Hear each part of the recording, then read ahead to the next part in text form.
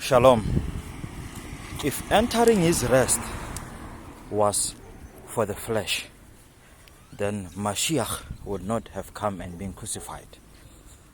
God could have brought salvation by Moses. In fact, when Moses came to set the captives free, he was the salvation to them at the time.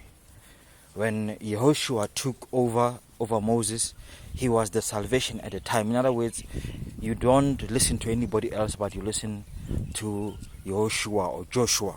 You don't listen to anybody else, but what does Prophet Elijah say? What does Isaiah say? What does Daniel say? Those were the salvation of the time. Saving the people was in their hands. But here is one thing which is outstanding, that separates the rest, or that separates Mashiach from the rest, is the fact that Mashiach has the covenant to make souls enter his rest. Which souls am I talking about? You see, when God created Adam, he gave him the breath of life. That breath of life is what Mashiach died for, not the flesh, because the flesh was judged right there in the garden, right there in the presence of God, that the flesh will go back to the ground.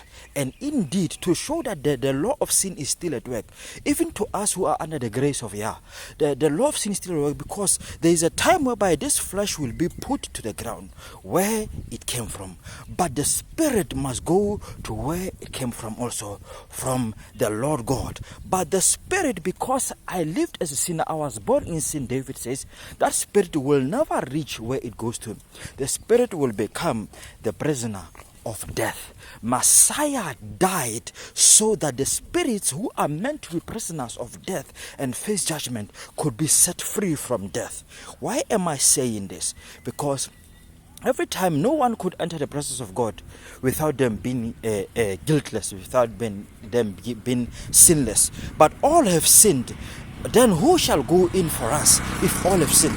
They will then take the blood of the animals and go in with the blood of the animals, so that when the death who sits at the presence of God, when they go to the Holy of Holies, because they are gonna meet death there. But to pass death, you must be cleared of sin.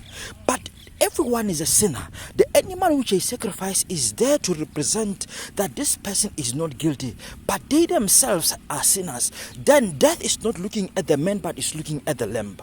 Then death is not looking at the man, but death is looking at the blood of the animal. Death is not looking at the man, but death is looking at the sacrifice, which Mashiach is for us.